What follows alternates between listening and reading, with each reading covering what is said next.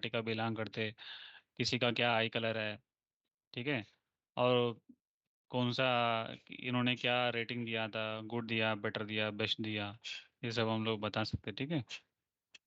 और number of children कितने हैं, डिफेक्ट्स पर हावर कितना होगा इसमें, ये सब है आपका। जब डेटा सेट के साथ हम करेंगे ये सब आइडिया अच्छा लगेगा।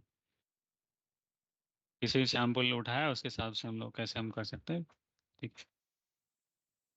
यहाँ पर पॉपुलेशन लिया है, इसके साथ सैंपल उठाया, फिर इसके साथ हिंदी आज उसी में देख लेते हैं एक बार हम लोग।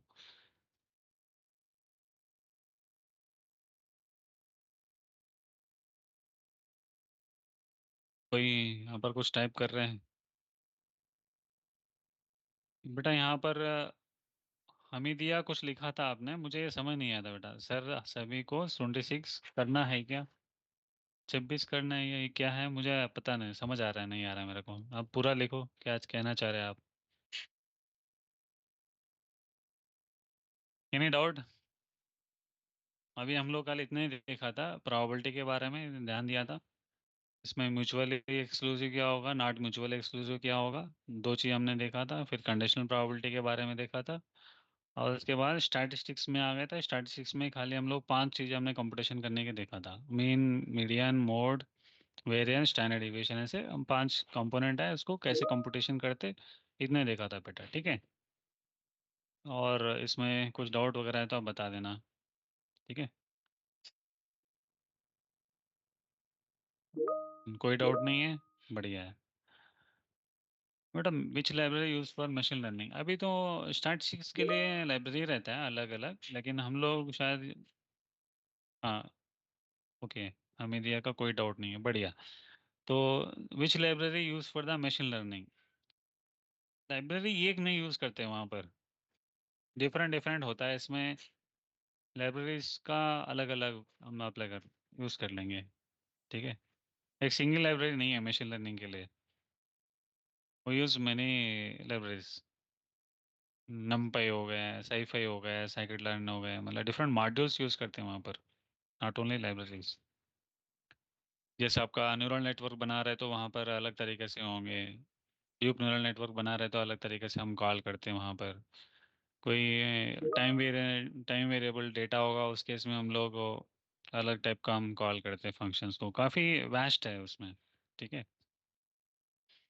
What is the use of statistics in machine learning, can you please explain variance. तो वेरिएंस का एक स्लाइड दिखाया था, चलो हम इसका कोडिंग पार्ट करेंगे ना बेटा, उसमें हम बात कर लेते हैं। पीएमसी सिबोई गवर्नमेंट कॉलेज है, आपका सवाल ये है कि प्लीज एक्सप्लेन वेरिएंस।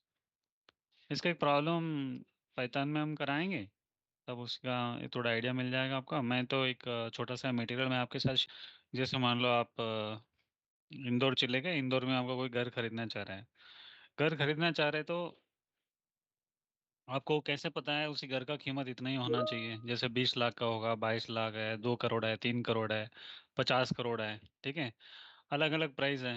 लेकिन आपको कैसे पता है आपका बजट क्या है, कि आप कितना में घर लेना चाह रहे हैं, कितना स्पेस होना चाहिए आपके, और कितना अच्छा लोकेशन होना चाहिए, क्या कन्वीनियंस है, कितना स्कूल्स पास में है, हॉस्पिटल है कि नहीं है पास में, हर चीज़ आपको थोड़ा इन्फॉर्मेशन रहेगा ना आपके पास। अच्छा, मेरा सैलरी कितना आ रहा है, उसके हिसाब से मैं कौन सा घर ले सकता हूँ, मेरे पास कितना पैसा पड़ा हुआ है, वो सब आप कैसे, आप पहले से आपको मालूम होना चाहिए।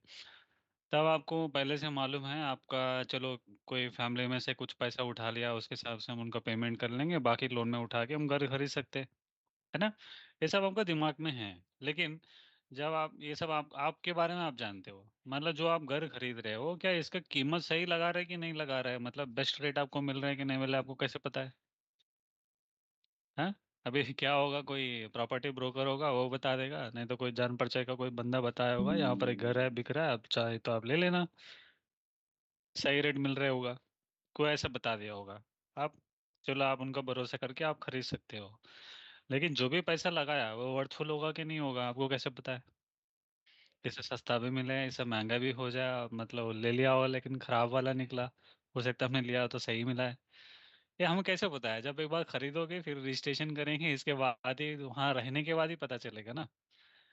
अगर इससे पहले अगर हमें पता लगता है कि जो हम पैसा लगा रहे हैं वो वैल्यू फॉर मनी है, ठीक है, तब हमारे डिसीजन लेने में बहुत आसान होगा। तो यहाँ पर मशीन लर्निंग का यूज़ करते हम पता लगा सकते हैं, मतलब हाउस प्राइस का प्रिडिक्शन हम कर सकते हैं। जो भी हम घर खरीद रहे हैं, तो क्या ये सही है क्या नहीं है इसका कीमत, हम वो सब हम पता लगा सकते हैं, राइट। एक बेटा यहाँ पर मेरा आवाज़ आ रहा है, सबको प्रेजेंटेशन दिख रहा है, एक बार मुझे हाँ कर देना बस, ताकि मैं आगे चले जाऊँ।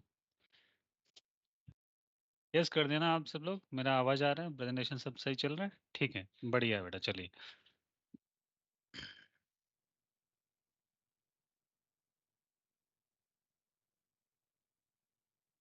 तो इसमें क्या होगा, पहले हम लोग जो भी घर बिका होगा उस एरिया में, कब का स्टार्ट किया है उन्होंने, कब कंप्लीशन हुआ घर का, और जो भी जिस जमीन पे वो बना हुआ वो सही है कि नहीं, गलत, मतलब कोई सरकारी जमीन में तो बना के तो नहीं बेच रहे, है ना, कोई किसी का कब्जा करके तो बना के नहीं बेचा था। वो सब क्या लीगलिटी इश्यूज वगैरह हो गए, आपने पूरा इन्फॉर्मेशन आपने देखा है। फिर इसके बाद आप क्या करेंगे, इस डेटा जो भी मिला है, मतलब डिफरेंट डिफरेंट इंफॉर्मेशन आपने देख लिया होगा, जैसे 100 से 50 चीज आपने सोचा होगा, दैट इज ये हो गए, ठीक है। अब प्रॉब्लम फार्मिंग क्या किया हमने, घर खरीदना है हमें, घर खरीदने के पहले हम लोग क्या करते हैं, डेटा को अंडरस्टैंडिंग करना है, मतलब किस तरीके का डेटा है, क्या चीज़ हमारे लिए इम्पोर्टेंट है, क्या चीज़ हमारे लिए इम्पोर्टेंट नहीं है। मतलब कल ऑफिस जाना है, ऐसा मान लो, कल ऑफिस जाना है, घर खरीदने का हम सोच रहे थे, तो कल ऑफिस जाना है कि नहीं जाना, हमें क्या इंपॉर्टेंस है, उसका तो कोई इंपॉर्टेंस है ही नहीं, लेकिन हमारा रूटीन में है, ठीक है। तो इसलिए यहाँ पर डेटा को हमें समझना है, समझने के बाद कुछ इन्फॉर्मेशन ऐसे होंगे, कोई हमें डिसीजन लेने के लिए कोई ज़रूरत नहीं है उसके लिए, है ना। तो ये वाला जो है डेटा को समझ के फिर हम लोग कुछ चीज़ को हम रखेंगे, कुछ चीज़ को हम हटा देंगे, मतलब जो हमारे लिए जो डेटा डिसीजन लेने के समय में कुछ डेटा पॉइंट्स होंगे वो बहुत इंपॉर्टेंट होंगे, कुछ डेटा पॉइंट्स होंगे उसी डिसीजन के लिए यूज़फुल नहीं होगा, ठीक है। तो उसी को हम हटा सकते हैं, right, this is data cleaning operation. कई बार क्या होता है, उस डेटा का कोई इन्फॉर्मेशन है ही नहीं हमारे पास, कल ऑफिस जाना है कि नहीं जाना, हमारे पास कोई इन्फॉर्मेशन नहीं है, हो सकता है हमारे डिसीजन में भी कोई यूज़ नहीं है, लेकिन उससे हमें पता हो ना हो हमें कोई मतलब ही नहीं है, ठीक है। ये भी हो सकता है पॉसिबिलिटी।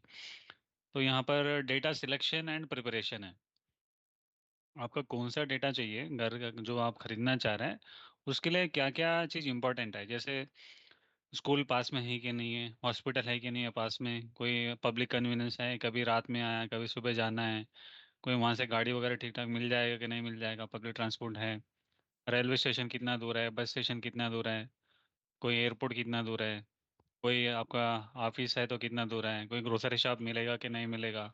अब पूरा इन्फॉर्मेशन है, पूरा आपका इन्फॉर्मेशन यहाँ पर आप सेलेक्ट किया हुआ मान लो, ठीक है। फिर इसके बाद डेटा सिलेक्शन किया था और डेटा को प्रिपरेशन भी किया था आपने, अच्छा मुझे ये क्या क्राइटेरिया होना चाहिए, उसके हिसाब से मैं खरीद लूँगा, ठीक है। फिर इसके बाद उसी डेटा आपने लिया, फिर इसका यहाँ पर होता है मॉडल एवेलुएशन, होता है एक चीज़, मॉडल एवेलुएशन मतलब आपके जैसे कई सारे लोग देख रहे होंगे, पूरा सभी के हिसाब से चॉइस के हिसाब से एक मशीन लर्निंग मॉडल को यहाँ पर ट्रेन किया जाएगा। आपका चॉइसेस कितना है, आपका क्या चीज़ पसंद करते हो, आपका किस प्राइस बैंड में आप लेना चाह रहे हैं, उसके हिसाब से एक मशीन लर्निंग मॉडल बना हुआ है। उस मॉडल बना के क्या मार्केट में आपका कॉन्फ़िगरेशन हिसाब से कोई घर है कि नहीं है, ठीक है, वो सब हम देखेंगे।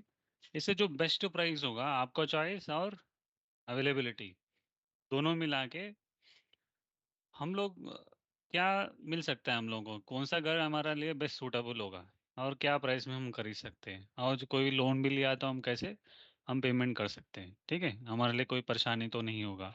ये सब सोच के आपको बता देगा, मतलब जो घर आप खरीदना चाह रहा है इसी लोकेशन में इसी प्राइस में खरीद लो, आपके फलाना फलाना आपका सुविधा मिल सकता है। ये कौन बता रही है?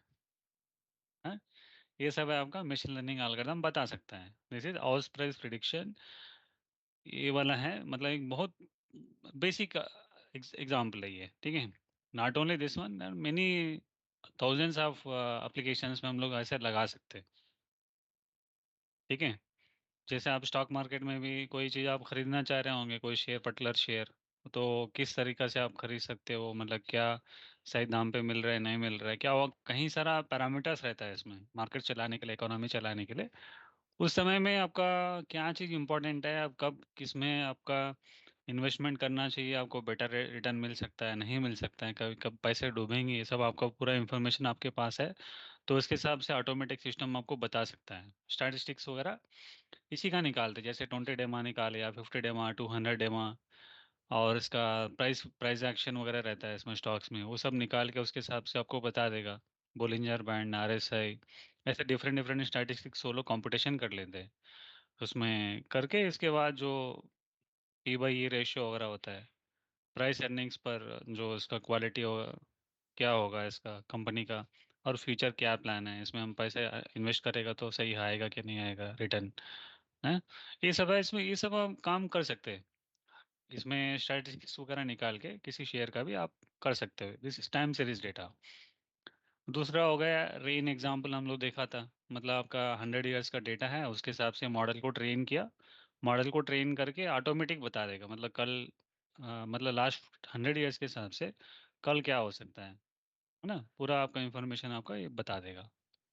ये सब थियरी एस्पेक्ट है, ठीक है बेटा। और फिर यहाँ पर डिफरेंट डिफरेंट है इसमें, आप देखेंगे मॉन्टे कार्लो लर्निंग टूल्स होगा, ये सब धीरे धीरे हम जब हम कराएंगे तब आपको आइडिया लग जाएगा।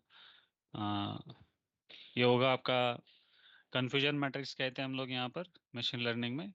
इसमें true positive, false positive, true negative and false negative ऐसे रहता है। मतलब जैसे मान लो किसी बंदा का अगर यहाँ पर अगर किसी डिसीज के बारे में देखना है, यहाँ पर एक चीज़ क्या होता है, जैसे उनका सिम्टम्स के साथ देख रहे हैं आप, और एक है आपका डायग्नोसिस का रिजल्ट आया था उसके हिसाब से आप प्रेडिक्ट कर रहे हो।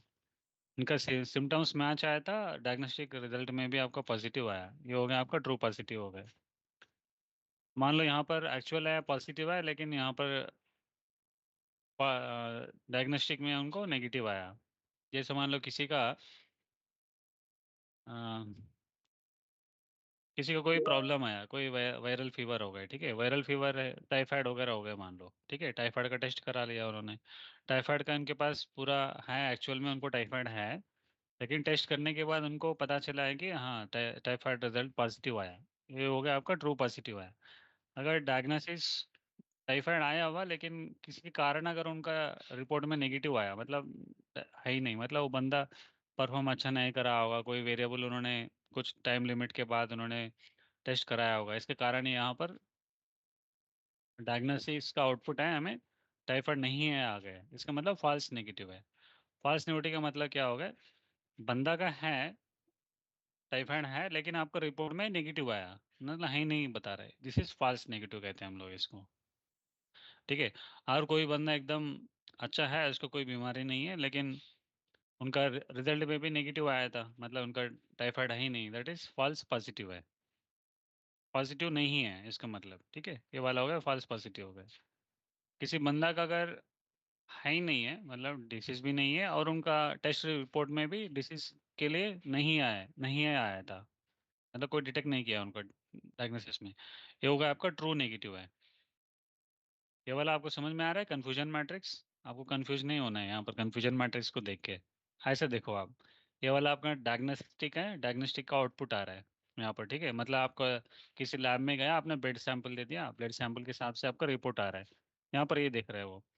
एक बंदा है, उनका सिम्टम्स है टाइफाइड का, जब दोनों मैच होगा, ट्रू होगा ये कंडीशन, ठीक है, ये आपका ट्रू पॉजिटिव आ गए। अगर कंडीशन यहाँ पर फेल हो रहा है, मतलब डायग्नोस्टिक में रिजल्ट क्या आया था, कोई डिटेक्ट नहीं हुआ उनका टाइफाइड का, लेकिन बंदा का सिम्टम्स है, उनके पास टाइफाइड है उनको, फिर ये आएगा फॉल्स नेगेटिव आया, मतलब रिजल्ट गलत आया था आपका ये, ठीक है, नेगेटिव रिजल्ट आया था, ये गलत है। यहाँ पर मान लो बंदे के पास कोई सिम्टम्स नहीं है, लेकिन आपका टेस्ट रिजल्ट्स में उनको लगा है कि हाँ टाइफाइड है, तो इसका मतलब क्या हुआ, फॉल्स पॉजिटिव है, जो पॉजिटिव रिपोर्ट आया था वो फॉल्स है, वो गलत है, ठीक है। और नेक्स्ट होगा ये ट्रू नेगेटिव है, ट्रू मतलब जो सिम्टोमेटिक इनका तो कोई टाइफाइड नहीं है, और आउटपुट में भी वैसा ही आया था, ये हो गया आपका true negative. True negative, true positive, false negative and false positive, ऐसे हमको 4 पैरामीटर हम लोग कंप्यूटेशन करते हैं। जैसे ये मशीन लर्निंग एल्गोरिथम्स में आपका एक तरीके से आप सिम्टम सर्च कर रहे हैं, दूसरा तरीके से आप डायग्नोस्टिक रिजल्ट को भी एवेलुएट कर रहे हैं, उसके हिसाब से आप बता रहे हैं। मतलब किसी मशीन लर्निंग एल्गोरिथम को एवेलुएट करने के लिए हम लोग कितना परसेंटेज कोई भी मॉडल बनाया वो कितना एक्यूरेसी काम करेगा, इसका प्रिसिशन क्या है, रिकॉल क्या है, F1 स्कोर क्या है, हम लोग ये सब चार कंप्यूटेशंस होता है इस कन्फ्यूजन मैट्रिक्स से, उसी से हम लोग बताया जाता है। ठीक है, ये होता है आपका हर एक मॉडल का एवेलुएशन है। जैसे मान लो आपने एक मशीन लर्निंग एल्गोरिथम बनाया, उसके हिसाब से उसका परफॉर्मेंस क्या है, उसको मेजर करने के लिए हम लोग ये कन्फ्यूजन मैट्रिक्स कहते हैं हम लोग। इसी कन्फ्यूजन मैट्रिक्स का 4 पैरामीटर्स होता है, accuracy, precision, recall and F1 score. ये 4 पैरामीटर्स हम कंपटीशन कर लेते हैं, उसके हिसाब से हम बता देते हैं। आगे समझ में बात, कोई कंफ्यूज तो नहीं किया मैंने आपका?